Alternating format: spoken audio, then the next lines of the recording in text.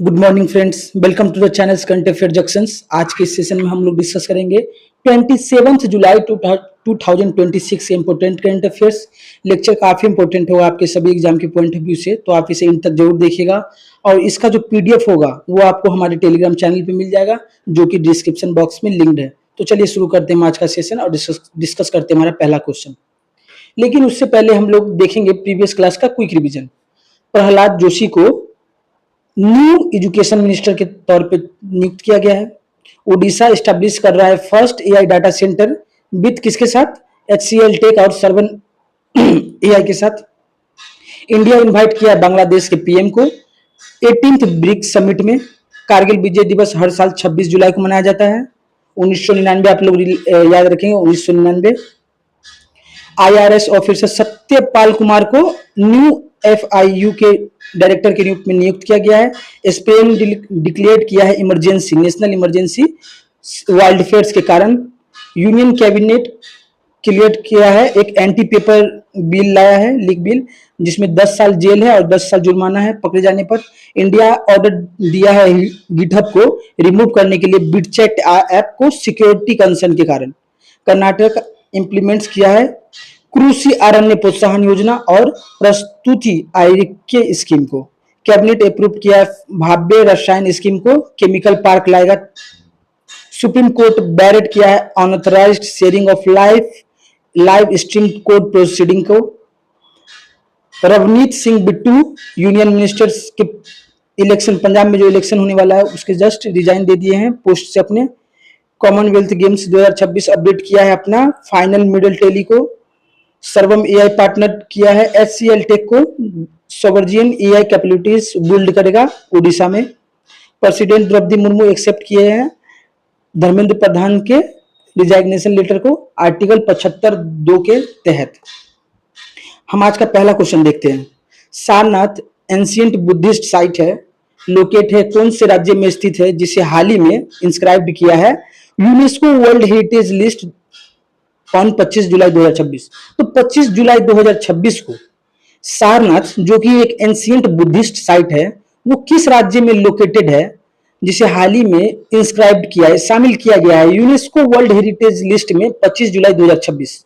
तो इसका right answer हो जाएगा ऑप्शन नंबर सी, उत्तर प्रदेश में है सारनाथ।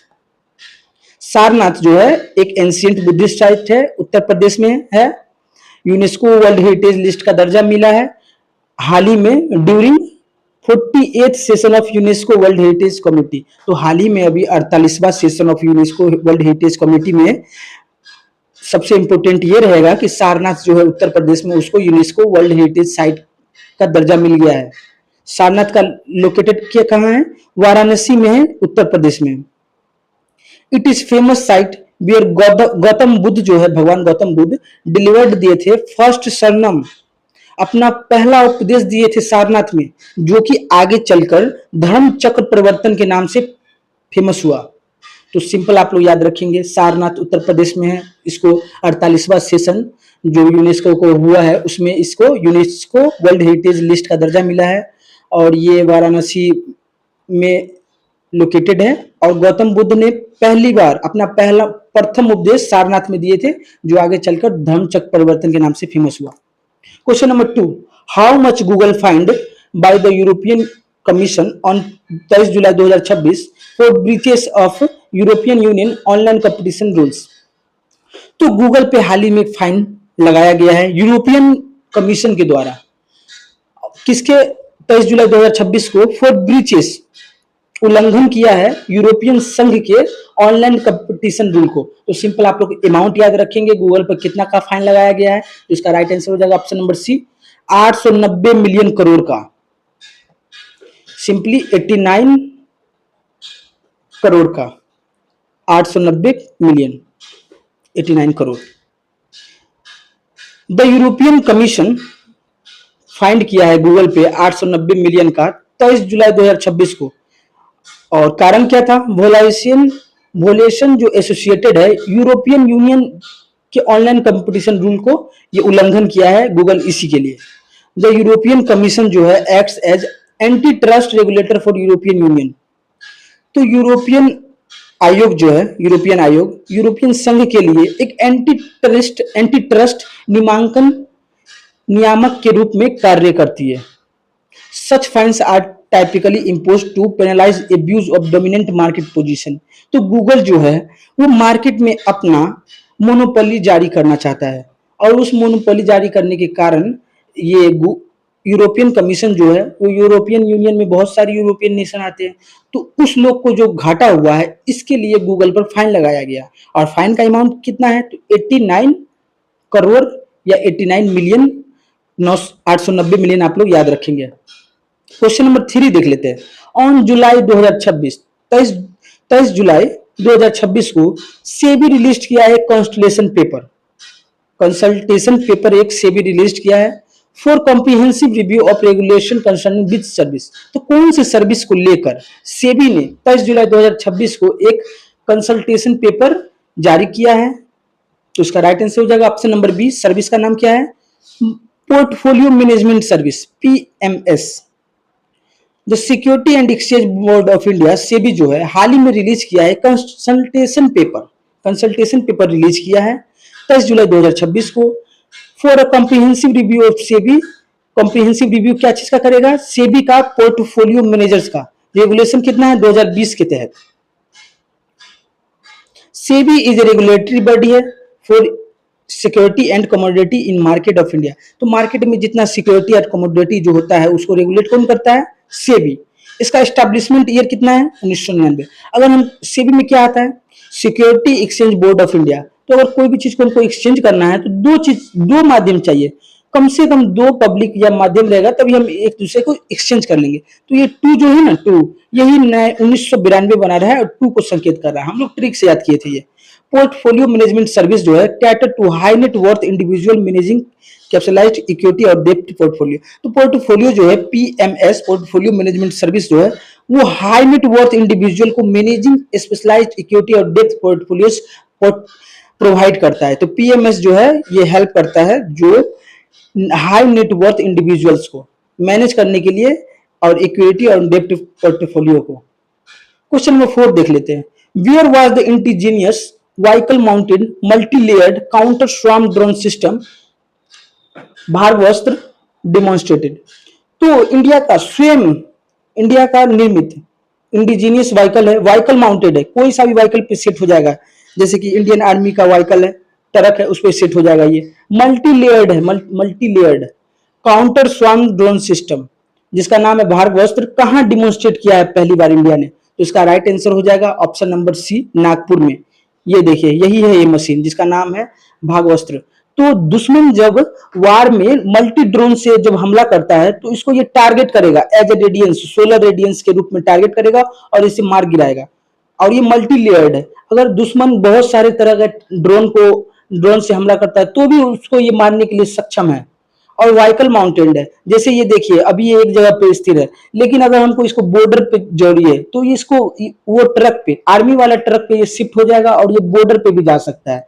तो व्हीकल माउंटेड भी है और इंडिजीनियस है, भारत का स्वयं निर्मित है ये। और इसका नाम क्या है? भार्गवास्त्र। तो भार्गवास्त्र है जो indigenous vehicle mounted multi layered counter swarm drone system है। डेवलप किसके द्वारा किया गया है? Solar defence and aerospace limited, SDAL, solar defence and aerospace limited के द्वारा डेवलप किया गया है इसको। और ये काउंटर स्वार्म ड्रोन सिस्टम है जो कि ड्रोन को काउंटर करता है। ये counter drone system are increasingly vital for modern defence against aerial swarm threats. तो जो भी हवाई हमले में अभी ज्यादातर दुश्मन देश ड्रोन का इस्तेमाल करता है।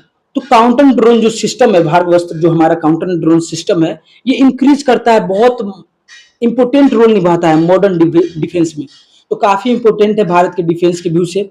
Nagpur is centre located in Maharashtra के बीचों बीच नागपुर लोकेटेड है। और हाउस की डिफेंस मैन्युफैक्चरिंग, और जो डिफेंस का मैन्युफैक्चरिंग होता है उसका हाउस की है, एकदम सेंटर में लोकेटेड है।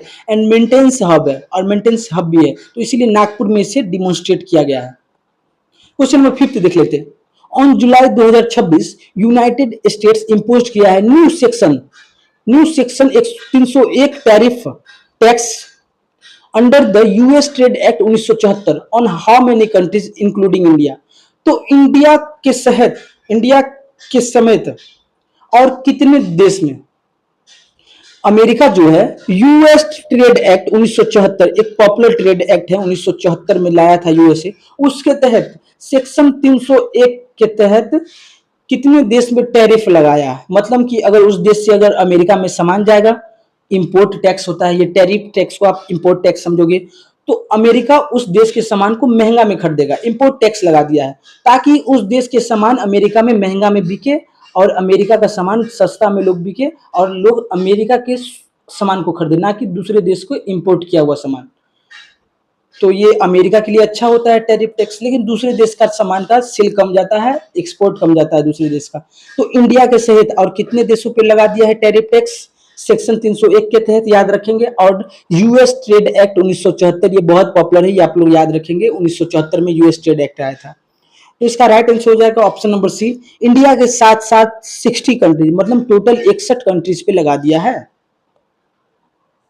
यूनाइटेड स्टेट्स इंपोज कर दिया है न्यू सेक्शन 301 टैरिफ मतलब इंपोर्ट टैक्स 60 कंट्रीज 24 जुलाई 2026 को, इंक्लूडेड इंडिया, मतलब इंडिया भी इसमें शामिल है। टोटल 60 कंट्रीज ही है, टोटल 60 कंट्रीज ही है।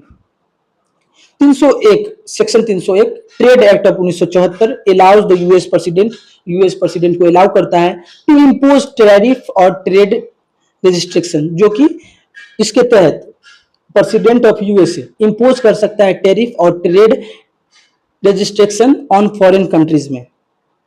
Trade disputes under this act option involve intellectual property और परसीव्ड अनफेयर ट्रेड प्रैक्टिस। तो जो भी अमेरिका को अगर लगता है कि अगर ये देश अगर हमारे साथ अनुचित व्यापार कर रहा है, कुछ अनफेयर ट्रेड कर रहा है, तो उस वक्त ट्रेड डिस्प्यूट्स अमेरिका उस पर टैरिफ लगा देता है।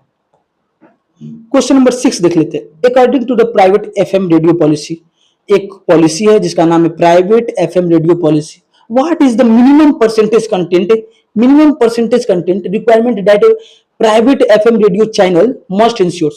तो देखिए एक पॉलिसी है जिसका नाम है प्राइवेट एमएफ रेडियो पॉलिसी, जिसके तहत प्राइवेट एफएम रेडियो चैनल जैसे कि रेडियो मिर्ची, FM radio, big radio, red radio, ये सब चैनल है, तो उसका कितना परसेंट जो कंटेंट रहेगा वो रिक्वायरमेंट फिल करेगा ये पॉलिसी का, प्राइवेट एफएम रेडियो पॉलिसी का।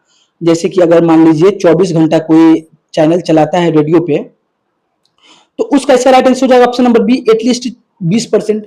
24 घंटा का 20% कितना हुआ?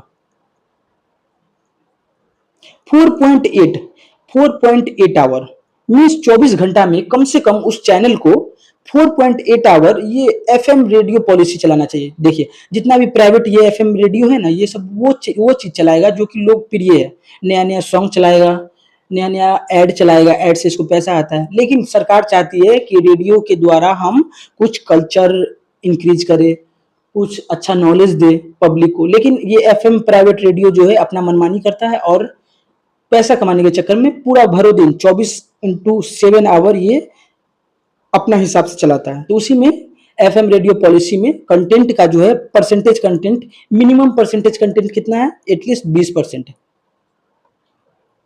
India has 386 operational private radio channel. 2024 जुलाई 2026 तक में इंडिया में 386 operational private FM radio channel है। The private FM radio policy requires each broadcast to ensure that at least 20% content meets specified regularity guidelines। तो जो भी गाइडलाइंस जो जारी किया है FM radio policy, private FM radio policy ने, तो उसके तहत 20% जो कंटेंट होगा कम से कम वो इस रेगुलरिटी गाइडलाइंस को फॉलो करेगा। FM broadcasting in India opens up to private publics to phase starting from the late 1920s। तो एफएम ब्रॉडकास्टिंग जो है 1990 से 2000 ईस्वी तक प्राइवेट प्लेयर्स को फेजिंग स्टार्टिंग फ्रॉम लेट मतलब ओपन कर दिया है। India opened up to private FM radio channel को मंजूरी दिया है 1990 से 2000 ईस्वी तक। Content guidelines often maintain local programming, और ये जो रेगुलरिटी गाइडलाइंस बनाया है इसमें लोकल प्रोग्रामिंग शामिल है। रीजनल लैंग्वेज प्रमोशन करने, सरकार बोला है रीजनल लैंग्वेज को प्रमोशन करो, इंफॉर्मेटिव प्रोग्रामिंग लाओ। क्वेश्चन नंबर 7 देख लेते हैं। Where is the pilot project of Indian railways AI based stain detection systems being implemented। तो जैसे कि हम लोग ट्रेन में सफ़र करते हैं और ट्रेन में सफ़र करते वक्त हम लोग को व्हाइट कलर का चादर दिया जाता है, तकिया दिया जाता है, लेनिन दिया जाता है, तो उसमें जो स्टेन लगा हुआ रहता है, बहुत बहुत बार यात्री कंप्लेन करते हैं कि गंदा चादर दे दिया गया है। तो उसके लिए इंडियन रेलवे अभी हाल में ही एआई बेस्ड ला रहा है टेक्नोलॉजी, जो कि ये दाग धब्बा को पकड़ेगा, डिटेक्ट करेगा सिस्टम। कहाँ इंप्लीमेंट हुआ है पहली बार? तो इसका राइट आंसर हो जाएगा ऑप्शन नंबर सी, मेकनाइज्ड। मेकनाइज्ड मतलब एआई मशीन के द्वारा लॉन्ड्रीज इन पुणे, पुणे में इसको चेक किया गया पहली बार। तो इंडियन रेलवे लॉन्च किया है AI based, artificial intelligence based stain detection pilot project, इसका नाम है। जुलाई 24 2026 को लाया गया है। It mechanised laundries to impact except vast linen, implemented in Pune. तो पुणे में इसको इम्प्लीमेंट किया गया है। Clean linen management is a major operational focus for passenger train hygiene. तो ये जो है क्लीन मैनेजमेंट जो है लेनिन के लिए चादर उधर का, वो मेजर ऑपरेशनल फोकस है। इसको इससे रिलेटेड रेलवे को बहुत सारा कंप्लेन आता है। फॉर पैसेंजर ट्रेन हाइजीन, जो कि पैसेंजर ट्रेन के पैसेंजर के हाइजीन को देख रेख रखेगा। Artificial intelligence and computer vision are increasingly integrated into quality control automation. तो जो एआई जो लाया है इसमें, जो डिटेक्ट करेगा स्टेन को, दाग धब्बा को, उसमें क्वालिटी कंट्रोल ऑटोमेशन है। जैसे अगर कोई दाग ज़्यादा है, कोई दाग कम है, तो ये क्वालिटी वाइज सेपरेट भी कर देगा। ये दाग छूटने लायक है, ये दाग नहीं छूटने लायक है, इसको रिटायरमेंट कर दिया जाए, इस टाइप का ये मीन्स ये बहुत अच्छा कारीगर साबित हो सकता है। कंप्यूटर विजन है इसमें। क्वेश्चन नंबर 8 देख लेते हैं। राजस्थान लॉन्च किया है राजस्थान स्टेट वाटर प्लान 2047 में ऑन जुलाई 24 2026। फोकस कौन से की फ्रेम को फोकस किया? तो राजस्थान जो है एरिड इलाका है, वहाँ पे हर साल ड्राउट आता है।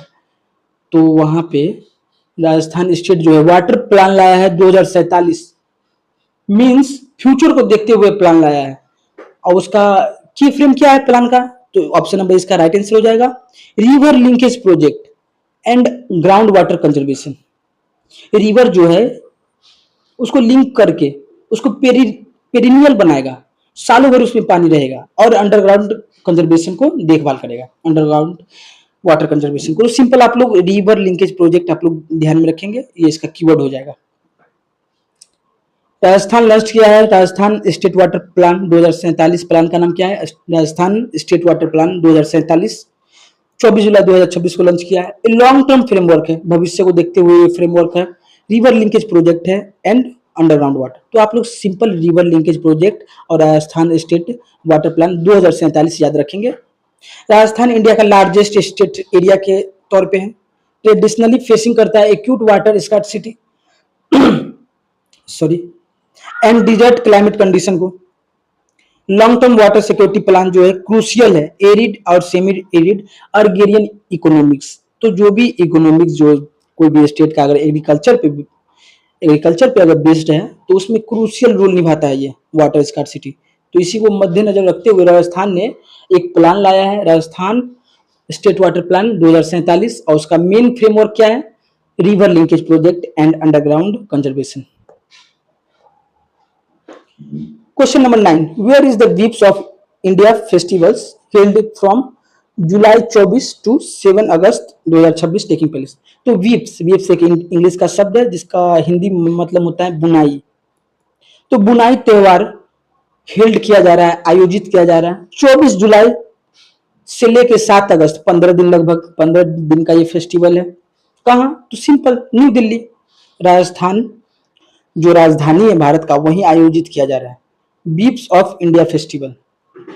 The beeps of India festivals is being held from 24 July to 7 August 2026 new Delhi में, organised by office and development commissioner. किसके द्वारा ऑर्गेनाइज किया जा रहा है? Office of the development commissioner. तो वही डेवलपमेंट को ही तो देखेगा, बुनाई जो करेगा वो छोटे छोटे वर्कर है, बीवर्स जो है, बुनाकार जो है, उसको डेवलपमेंट ही तो करेगा। तो office of the development commissioner के द्वारा ऑर्गेनाइज किया गया है। Handloom festival celebrate traditionally Indian textile heritage and support local weavers. तो ये एक प्रकार का हैंडलूम फेस्टिवल है जो कि सेलिब्रेट किया जाता है ट्रेडिशनल इंडियन टेक्सटाइल हेरिटेज को और लोकल वीवर्स को सपोर्ट करने के लिए। Delhi frequently host national craft exhibitions to promote indigenous products. तो दिल्ली जो है अक्सर दिल्ली अक्सर ये नेशनल क्राफ्ट एग्जीबिशन को प्रमोट करने के लिए ये ऐसा ऐसा फेस्टिवल दिल्ली में मनाया जाता है। क्वेश्चन नंबर 10 देख लेते हैं। Ministry of women and child development approve the upgradation of how many anganwadis across India into Saksham anganwadis. तो देखिए आंगनबाड़ीज जो है उसको सक्षम आंगनबाड़ीज के में कन्वर्ट कर रहा है। कौन सा मिनिस्ट्री कर रहा है? Women and child development. तो आंगनबाड़ी तो चाइल्ड के लिए होता है, तो वुमेन एंड चाइल्ड डेवलपमेंट ही तो अप्रूव करेगा इसको। तो कितने आंगनबाड़ी को पूरे देश भर में सक्षम आंगनबाड़ी के रूप में कन्वर्ट कराया जाएगा? तो इसका राइट आंसर हो जाएगा 2 लाख। ऑप्शन नंबर 2 इसका राइट आंसर हो जाएगा 2 lakh. The Ministry of Women and Child Development approved the upgradation of 2 lakh anganwadis across India into सक्षम आंगनबाड़ीज के रूप में इसको कन्वर्ट किया जाएगा, जो कि इंप्रूव करेगा nutrition and early childhood care को। Anganwadi system is a part of Indian public health care programme का एक पार्ट है। प्रोग्राम प्रोवाइड क्या करता है? Basic health care and child nutrition को। सक्षम आंगनबाड़ी जो होगा वो फीचर क्या करेगा? अपग्रेड इंफ्रास्ट्रक्चर, जो भी आंगनबाड़ी जो होता है उसका बिल्डिंग को इंफ्रास्ट्रक्चर को जो अपग्रेड करेगा, डिजिटल टूल्स ऐड करेगा, छोटा छोटा जो होता है डिजिटल बोर्ड वो सब ऐड करेगा बच्चों के लिए, इनहेंस्ड करेगा लर्निंग एनवायरनमेंट को। क्वेश्चन नंबर 11 देख लेते हैं। The supreme court of India issued a interim order on July 2026 regarding what except to court proceedings. तो सुप्रीम कोर्ट ने हाल ही में जारी किया है इंटर्म ऑर्डर, 24 जुलाई 2026 को जारी किया है। तो कौन से एक्सेप्ट ऑफ कोर्ट प्रोसीडिंग्स को ये नजर रखता है? तो इसका राइट आंसर हो जाएगा ऑप्शन नंबर बी, रिस्ट्रिक्टिंग करता है posting, reposting, uploading, sharing, editing, modification, dissemination and monetisation of audio video recordings. तो वो जो भी सुप्रीम कोर्ट का फैसला होता है तो वहाँ पे लोग वीडियो रिकॉर्डिंग करके उसको पोस्ट करता है, उसको रिपोस्ट करता है, उसको अपलोड करता है, उसको शेयर करता है, उसको एडिट करता है, उसको मॉडिफाइड करता है, क्लिप काट के दूसरा क्लिप में जोड़ के दूसरा वीडियो बना देता है, डिसेमिनेशन करता है, पूरे तौर पे फैलाता है, और ये इस पे व्यू ज़्यादा आता है तो अपना चैनल को मोनिटाइज भी करता है। तो इस सब के लिए रेस्ट्रिक्शन लाया है ये सुप्रीम कोर्ट, एक इंटर्म ऑर्डर पास किया है 24 जुलाई 2026 को। Supreme court of India issued interim order जारी किया है 24 जुलाई 2026 को। प्रोहिबिटिंग कर रहा है, क्या चीज प्रोहिबिट कर रहा है? Posting, reposting, uploading, sharing, editing, modification, dissemination, monetisation of audio video recordings. तो सिंपल आप लोग इतना ध्यान में रखेंगे, जैसे राहुल गांधी का वीडियो को मॉडिफाइड करके क्लिप को जोड़ जाड़ के उसका इमेज खराब कर दिया बीजेपी। और जब अभी प्रेजेंट में बीजेपी का सारा लीडर हाईलाइट है, इवन मोदी जी हाईलाइटेड है, उनका भी मॉडिफिकेशन जल्दी हो सकता है, उनके क्लिप का मॉडिफिकेशन जल्दी हो जाता है। तो बीजेपी माइंड गेम खेलता है, तो अब इस पर प्रोहिबिटेशन इंटर्म ला दिया है, ऑर्डर ला दिया है। अब कोई भी बंदा अगर ऐसा काम करेगा तो उस पर कार्रवाई किया जा सकता है। तो अपना फेस वैल्यू बचाने के लिए, जब बीजेपी का फेस वैल्यू अच्छा था मार्केट में तो ये सब लागू था कि भाई वीडियो बनाओ, दूसरा नेता को फेस वैल्यू खराब करो। लेकिन अभी हाल में बीजेपी का लीडर सब टारगेट में है, तो बीजेपी इस पर इंटर्म ऑर्डर ला दिया है। Many Indians high courts and supreme courts live stream जो प्रोसीडिंग होता है टू प्रमोट जुडिशियल ट्रांसपेरेंसी को। तो और इसका ये क्यों लाया है? जो कि प्रमोट करेगा जुडिशियल ट्रांसपेरेंसी को, और गलत जो भी सुप्रीम कोर्ट लाइव प्रोसीडिंग में जो गलत क्लिप एडिट करके जो ला देता है, जिससे पूरे देश भर में परेशानी होता है, उसका सामना ना करना पड़े। Misuse of selective editing, misuse हो जाता है एडिटिंग का। Court clip recordings has right regularity and legal. Question number 12 देख लेते हैं। स्पेस एक्स लॉन्च किया है स्टारशिप। तो सिंपल स्पेस एक्स जो है लॉन्च किया starship from Starbase Texas on 24 July 2026 for flight 13 deploying how many upgraded Starlink V3 satellite. तो सिंपल आप लोग इतना याद रखेंगे, स्पेस एक्स किसका कंपनी का है? इलोन मस्क का कंपनी है। ये स्टारशिप एक रॉकेट है, सैटेलाइट है, स्टारशिप एक सैटेलाइट है, इसको लॉन्च किया है स्टारबेस, ये बेस है जहाँ से लॉन्च किया जाता है। टेक्सास ये यूएसए का एक स्टेट है, राज्य वहाँ से। और जुलाई 2024 से फ्लाइट, ये जो स्पेस एक्स का जो स्टारशिप है इसका 13वां नंबर का फ्लाइट है, 13। इससे पहले 12 फ्लाइट हो चुका है, ये 13 नंबर का फ्लाइट है। तो deploying how many upgraded Starlink V3 satellite. तो ये सैटेलाइट जो ले जा रहा है स्टारलिंक V3 सैटेलाइट, वो कितना कितना उसका क्वांटिटी कितना है, तो 20 सैटेलाइट्स को ले जा रहा है। Space x launched starship from stars base. Star base एक बेस है जहाँ से लॉन्च किया जाता है सैटेलाइट को, Texas, July 2026, flight 13 for flight 13 के लिए। Deploying 12 upgraded Starlink V3 satellites into sub orbital trajectory. SpaceX operates Starbase as a private rocket production and launch facility in बोका चिका, टेक्सास। तो बोका चिका एक जगह है टेक्सास राज्य में अमेरिका के, वहां से SpaceX जो है वो लॉन्च कर रहा है अपना 20 सैटेलाइट्स को भेज रहा है। Starlink is a satellite internet constellation है, प्रोवाइड करता है ग्लोबल बैंडविड्थ कवरेज को। क्वेश्चन नंबर 13 देख लेते हैं। इंडिया का first domestic benchmark natural gas futures contract launch on 27 July 2026 which stock exchange. तो इंडिया का पहला डोमेस्टिक बेंचमार्क है नेचुरल गैस का, वो कौन से स्टॉक एक्सचेंज में कॉन्ट्रैक्ट किया है, तो इसका राइट आंसर हो जाएगा option number B, national stock exchange NSE। India का पहला domestic benchmark natural gas futures contract है, लॉन्च कब हुआ है, 27 जुलाई 2026 को। किस पर हुआ है, नेशनल स्टॉक एक्सचेंज पर हुआ है। तो contract received approval from SEBI, और किसके कॉन्ट्रैक्ट रिसीव्ड अप्रूवल हुआ है, सेबी के द्वारा। Natural gas futures help market participants heads price volatility इन एनर्जी कमोडिटीज। NSE जो है one of the India's leading stock exchange है, हेडक्वार्टर कहाँ है, मुंबई में। Question number 14, electric board conservation pilot है, कन्वर्जन पायलट प्रोजेक्ट है, ये लॉन्च हुआ है 23 जुलाई 2026 को on the Ganga river on which city. तो कौन सी सिटी में, गंगा रिवर में ये electric board conversion pilot project हुआ है, जो कि जैसे कि वहाँ पहले डीजल से पेट्रोल से जो बोट चलता था वो अब इलेक्ट्रिसिटी और बिजली और बैटरी से चलेगा। तो इसका राइट आंसर हो जाएगा ऑप्शन नंबर सी, वाराणसी घाट पे। तो electric boat conversion pilot project है, लॉन्च ऑन 23 जुलाई 2026 को गंगा नदी में वाराणसी। कन्वर्ट क्या करेगा, ट्रेडिशनल जो पैसेंजर बोट्स था जो कि इलेक्ट्रिकल बोट में कन्वर्ट किया जाएगा। वाराणसी जो प्रोमिनेंट कल्चर है, रिलीजियस हब है, located on the bank of Ganga rivers, Uttar Pradesh में लोकेशन है। इलेक्ट्रिफिकेशन किया जाएगा, रिवर ट्रांसपोर्ट हेल्प रिड्यूस करेगा वाटर और एयर पॉल्यूशन। तो जो डीजल और पेट्रोल से जो चलता है उसका बाई प्रोडक्ट जो होता है लास्ट में बचा हुआ जो भी सर्विसिंग में, वो पानी में ही जाता है, जो कि वाटर को पोल्यूटेंट बनाता है। तो रिड्यूस करेगा ये electrification of river transport, help करेगा reductions of water and air pollution में, सेंसिटिव रिवराइन इकोसिस्टम बनाएगा। क्वेश्चन नंबर 15 और ये हमारा आज का लास्ट क्वेश्चन होगा। The ministry of coal release RO report release किया है ministry of coal on mine closure, mine जो क्लोज होता है उसके दौरान, new Delhi on 23 July 2026। What is the unique about this report. तो सिंपल आप लोग इतना याद रखेंगे कि मिनिस्ट्री ऑफ कोल जो है हाल ही में एक रिपोर्ट रिलीज किया है जिसका नाम है आरओ रिपोर्ट। आरओ मतलब रोह का मतलब क्या हो जाए, रो मतलब रोकना, रोकना वर्ड आ रहा है ना।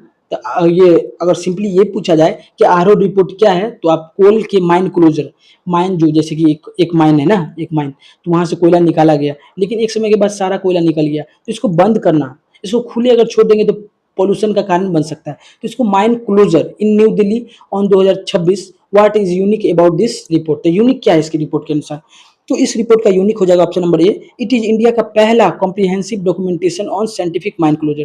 तो इंडिया का पहला होगा ये कॉम्प्रिहेंसिव डॉक्यूमेंटेशन जो साइंटिफिक तरीका से माइन को क्लोज करेगा।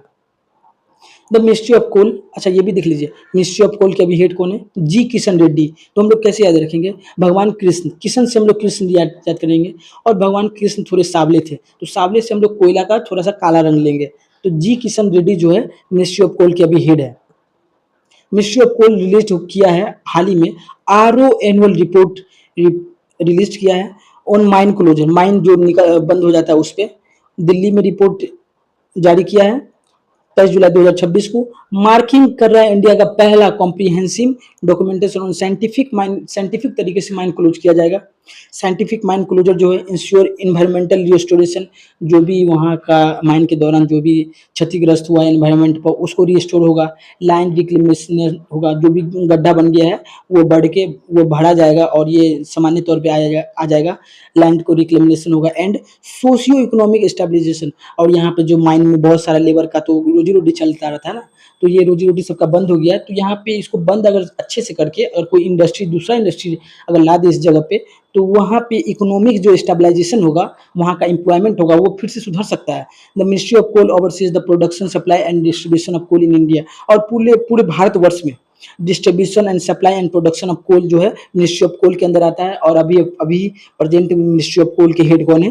जी किशन रेड्डी। और किशन से हम लोग रिलेट किए हैं कृष्ण भगवान, भगवान कृष्ण। आज का सेशन थोड़ा लंबा हो गया, सॉरी। क्विक रिवीजन देख लेते हैं। सारनाथ का यूनेस्को टैग मिला है उत्तर प्रदेश में। गूगल को फाइन भरना पड़ा 890 मिलियन का। सेबी रिवर्स पोर्टफोलियो लाया है पीएमएस। और भागवस्त्र जो है ड्रोन डेमो है, नागपुर में डेमोन्स्ट्रेट हुआ है। Section 301 US tariff. और 1974 तो आप लोग याद ही रखिएगा, ये एक्ट आया था, ट्रेड एक्ट यूएसए का। 60 कंट्रीज इंक्लूडिंग इंडिया को लगाया गया टैरिफ। और प्राइवेट एफएम जो है 20%, एटलीस्ट 20% जो है कंटेंट उसको गवर्नमेंट के हिसाब से देना पड़ेगा। रेलवे एआई स्टेन जो है वो एआई स्टेन लाया है डिटेक्शन पुणे में। राजस्थान वाटर पॉलिसी 2047 लाया है, जो कि रिवर लिंकेज और अंडरग्राउंड वाटर पर ध्यान देगा। विप्स ऑफ इंडिया फेस्टिवल दिल्ली में मनाया जा रहा है, 15 दिन का फेस्टिवल है, 24 से 7 अगस्त, 24 जुलाई से 7 अगस्त। सक्षम आंगनबाड़ीज को अपग्रेडेड किया जाएगा 2 लाख आंगनबाड़ीज को। एससी इंटर्म ऑर्डर आया है सुप्रीम कोर्ट का। वीडियो रजिस्ट्रेक्शन, वीडियो जो बनता है उसमें रजिस्ट्रेक्शन। स्टारशिप लॉन्च किया है, स्टारलिंक 20 सेटेलाइट को ले जाएगा। फ्लाइट नंबर 13 है, ये 13वां। Natural gas future exchange NSC लाया है। इलेक्ट्रिक बोट्स गंगा में, वाराणसी में अब इलेक्ट्रिक बोट्स चलेगा। आरओ रिपोर्ट जो है फोकस कर रहा है माइन क्लोजर पे। क्वेश्चन ऑफ द डे देख लेते हैं। स्पेस एक्स लॉन्च किया है Starship from Starbase Texas 24 July 2026 को फ्लाइट 13 के लिए deploying how many upgrade Starlink V3 satellite को ले जा रहा है। Thanks for the watching, please like and subscribe for the next update. Thank you. और इसका आंसर आप लोग कमेंट बॉक्स में लिखेंगे।